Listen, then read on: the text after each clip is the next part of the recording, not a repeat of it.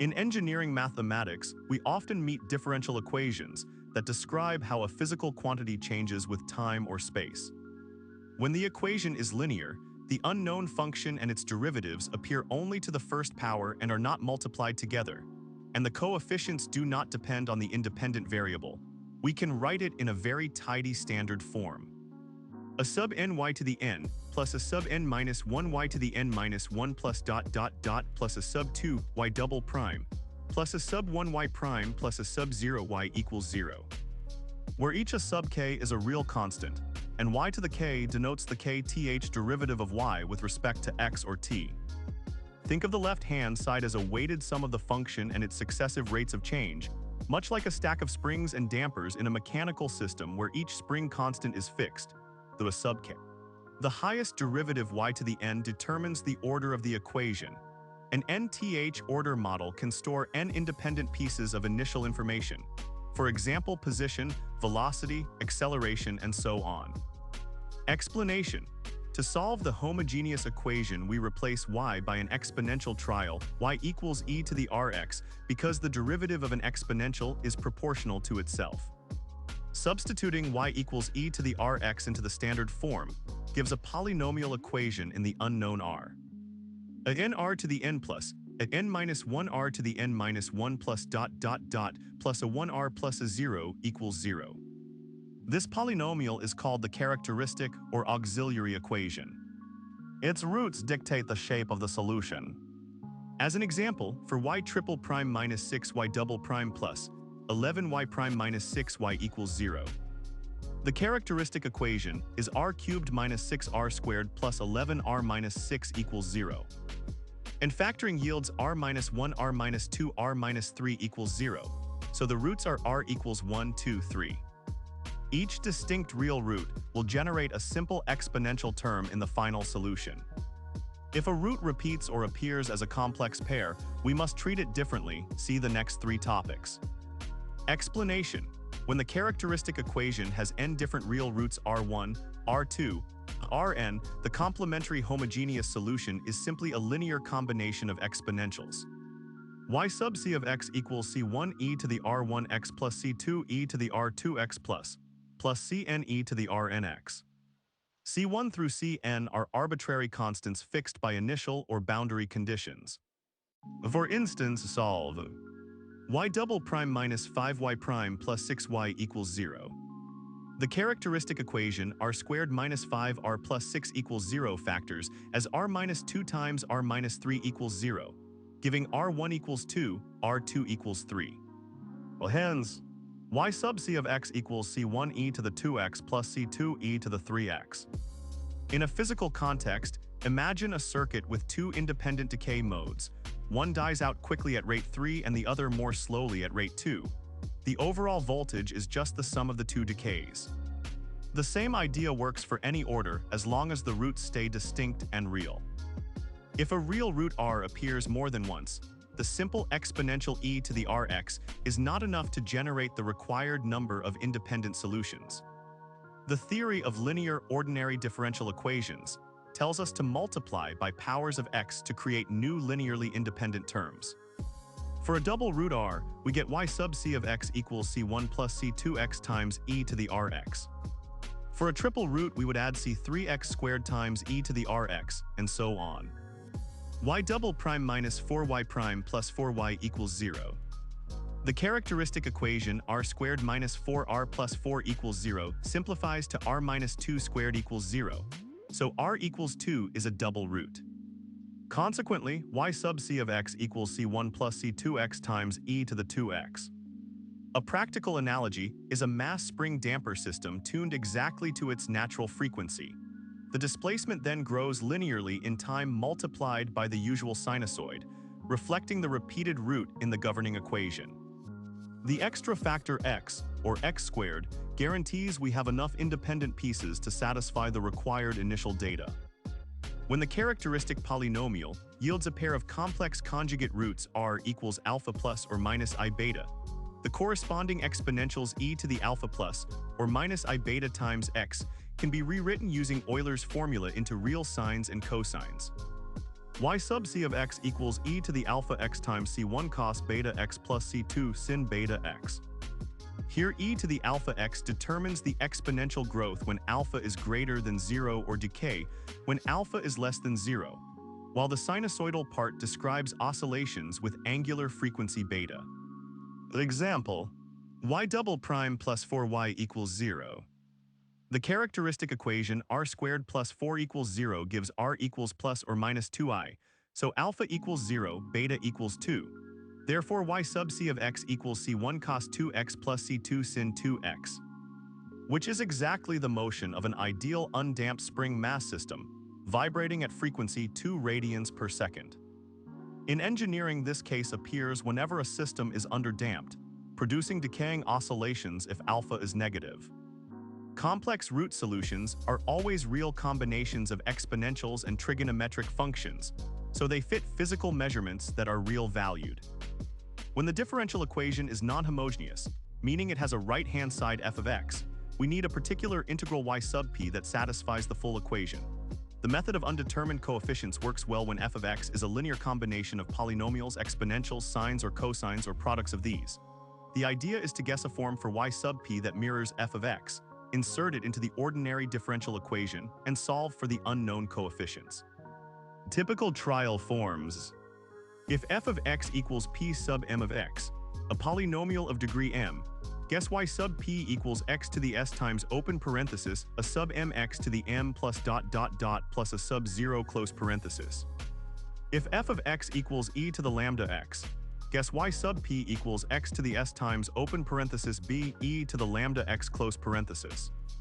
If f of x equals sin omega x or cos omega x, guess y sub p equals x to the s times open parenthesis c cos omega x plus d sin omega x close parenthesis. The exponent s is 0 unless the guessed form duplicates any term already present in the complementary solution. In that case, we increase s by 1 or more to preserve linear independence. Example, y double prime minus 3y prime plus 2y equals e to the x.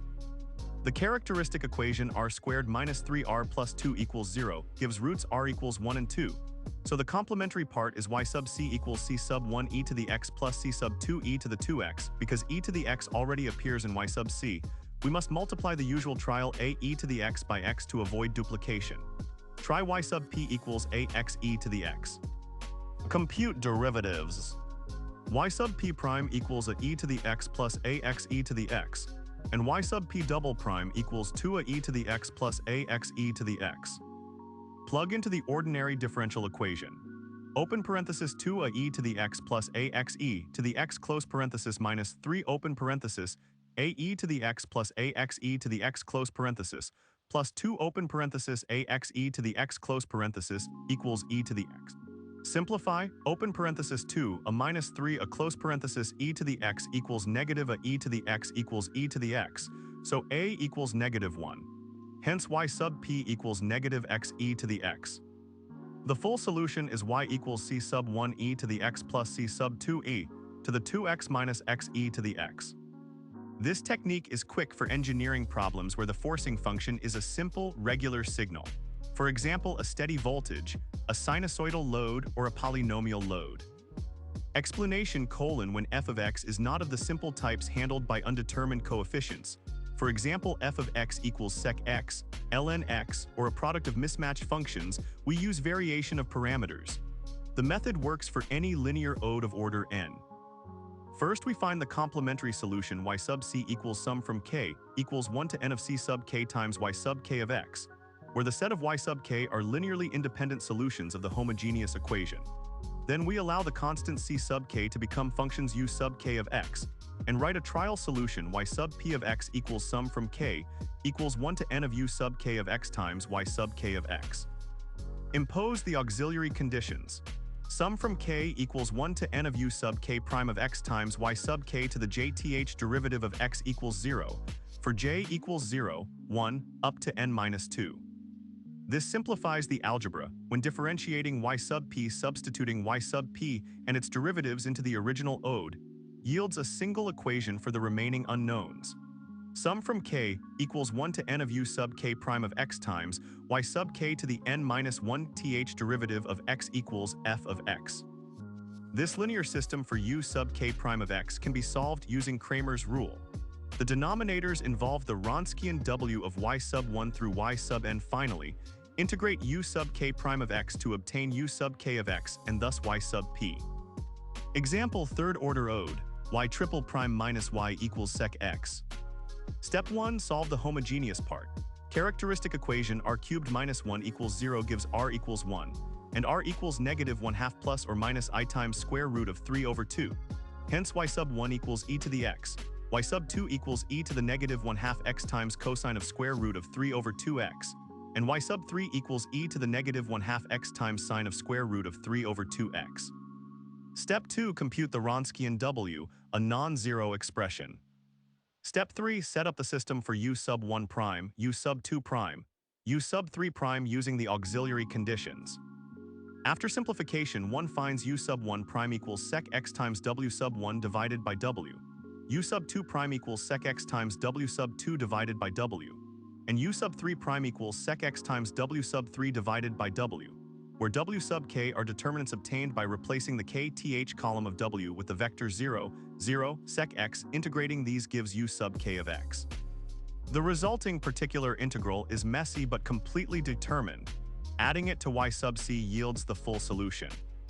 In practice, engineers often turn to computational tools for the integration step, but the underlying idea, letting the constants vary to accommodate a complicated forcing term, remains fundamental.